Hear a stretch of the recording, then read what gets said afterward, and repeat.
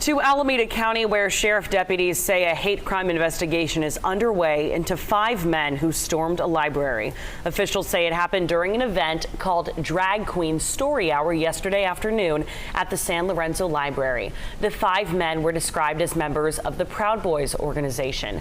Sheriff officials say the men shouted homophobic and transphobic slurs at the event organizer when children were present and were being aggressive, threatening violence. The sheriff's office is now investigating both the hate crime and the harassment of those children.